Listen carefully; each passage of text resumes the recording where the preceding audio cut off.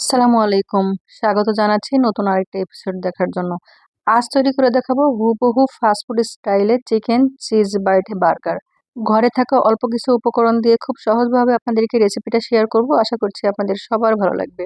আমরা যে বার্গার তৈরি করব তার জন্য আমাদের চিকেনের পেটিটা রেডি করতে হবে। এর জন্য আগে থেকে আমি এখানে প্রায় 1.5 কাপের মতো চিকেন এভাবে পাতলা করে কেটে নিয়েছি, দেখতেই পাচ্ছেন। এখানে দিয়ে দিলাম 1 চা চামচ জিরা গুঁড়া, 1 চা চামচ গরম মশলার গুঁড়া, আর লাল মরিচের গুঁড়া দিয়েছি স্বাদ মতো এবং লবণ দিয়েছি স্বাদ মতো। গোলমরিচের গুঁড়া দিয়েছি 1 চা চামচ, আদা এবং রসুন বাটা দিচ্ছি 1 চা চামচ করে। আর লবণটা অবশ্যই একটু বুঝে শুনে দিতে হবে, কারণ আমরা এখানে সয়া সস ব্যবহার করবো আর সয়া সসে প্রচুর লবণ থাকে। আর এখানে আমি দিয়ে দিচ্ছি লাইট সয়া সস প্রায় 1 চা চামচ দিয়ে খুব ভালোভাবে একটা মিক্স করে আমি মেরিনেট করে রেখে দিব প্রায় 30 মিনিট। আমার মাংসটা মাখানো হয়ে গিয়েছে, এখন ঢাকনা দিয়ে ঢেকে 30 মিনিট পর আমি চলে যাচ্ছি সরাসরি চুলায় এই চিকেনটা ভাজতে। এখন আমি চুলায় প্যান বসিয়ে জালটা জ্বালিয়ে এখানে দিয়ে দিয়েছি 1 টেবিল চামচ পরিমাণ সয়াবিন তেল। এখন যখন তেলটা গরম হয়ে আসবে তখন আমি এখানে দিয়ে দিচ্ছি সেই রেডি করে রাখা চিকেন, যেটা আমি 30 মিনিট আগে ম্যারিনেট করে রেখেছিলাম। আর এই চিকেনটা ভাজতে আমাদের খুব বেশি সময় লাগবে না, এমনিতে পাতলা করে কাটা, তার উপর মুরগির বুকের মাংস আর ব্রয়লারের মুরগি, খুব বেশি সময় লাগে না ভাজতে। এটা মিডিয়াম থেকে একটু হাই হিটে 3-4 মিনিট ভাজলেই এনাফ। জালটা অবশ্যই মিডিয়ামে রেখে ভাজতে হবে, কোনোভাবেই কিন্তু লো করে দিবেন না। এতে করে যেটা হবে, মুরগির মাংসটা জুসিনেসটা আর থাকবে না। আমার মুরগির মাংসটা ভাজা হয়ে গিয়েছে, আমার প্রায় 3 মিনিট সময় লেগেছে মুরগির মাংসটা ফুল কুক হতে। এখন আমি চলে যাচ্ছি বার্গার রেডি করতে। আমি এখানে একটা বার্গার বান নিয়েছি, আপনারা বাসায়ও তৈরি করতে পারেন বা বাজার থেকে কিনে, যে বেকারির দোকান সেখান থেকে কিনেও ব্যবহার করতে পারেন। আমি এখানে বার্গার সস ব্যবহার করছি, যেটা আমি গত পর্বে দেখিয়েছিলাম। লিঙ্কটা আবারও ডিসক্রিপশন বক্সে দিয়ে দেবো, কেউ চাইলে দেখে নিতে পারেন।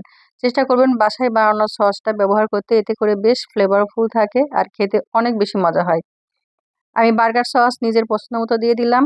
এখন দিয়ে দিচ্ছি টমেটো সস। অবশ্যই আপনার নিজের পছন্দ মতো এই দুই সসই ব্যবহার করবেন।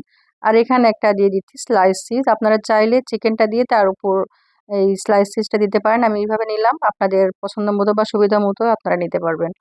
এখন আমি উপরে দিয়ে দিচ্ছি কিছুটা শসা, এটাও আপনার পছন্দ মতো দিবেন। এরপর দিয়ে দিচ্ছি লেটুস পাতা, তারপর আবারও চিকেন এবং স্লাইস চিজ দিয়ে দিচ্ছি, তার উপর দিয়ে দিচ্ছি টমেটো এবং পেঁয়াজ দিয়ে দিচ্ছি। উপর দিয়ে আবারও সস দিয়ে দিচ্ছি এবং বার্গার সস টমেটো সস দুটাই দিয়ে দিলাম পছন্দ মতো। এবারও আবারও লেটুস পাতা দিয়ে উপরে আমি চিকেন এবং সেই স্লাইস চিজ দিয়ে দিচ্ছি। আর আপনারা আপনাদের পছন্দ মতো এখানে লেয়ার দিয়ে দিবেন। আমি এখানে পরপর 4টা লেয়ার করেছি, মানে চিকেনটা আমি 4 বার দিয়েছি। তারপর লাস্টে আমি উপরে এই যে বার্গার বানের যে পিসটা ছিল আমি সেটা দিয়ে উপরে একটা শাসলিকের কাঠি দিয়েছি। এখন আপনি সরাসরি এভাবে খেতে পারেন, আবার চাইলে মাইক্রোওয়েভ ওভেনে আপনি 30 সেকেন্ড গরম করেও খেতে পারেন। এটা করে আমার কাছে বেশি ভালো লাগে। যদি কারো ঘরে ওভেন না থাকে সেক্ষেত্রে একদম লো হিটে প্যানে আপনারা 1 থেকে 2 মিনিট এটা সেঁকে নেবেন, তাহলেই যথেষ্ট। এতে করে খেতে অনেক বেশি মজা হয়। ব্যাস তৈরি হয়ে গেল আমাদের ফাস্ট ফুড স্টাইলের চিকেন চিজ বাইট বার্গার। কত সহজেই তৈরি করে নিলাম, অথচ আমরা একটা বার্গার বাইরে কত দাম দিয়ে কিনে খাই, তাই না? আর প্রত্যেকটা উপকরণই কিন্তু হাতের নাগালে। তাই আপনার সোনামণিকে বিকালের নাস্তায় ঘরেই তৈরি করে দিন, আর ফাস্ট ফুডের দোকানে যেতে হবে না বার্গার খেতে। আজকের রেসিপিটা কেমন লেগেছে অবশ্যই জানাতে ভুলবেন না। আজ আল্লাহ হাফেজ, দেখা হবে নেক্সট কোনো ভিডিওতে নতুন কোনো রেসিপি নিয়ে। সে পর্যন্ত সবাই ভালো থাকবেন। আল্লাহ হাফেজ, আসসালামু আলাইকুম।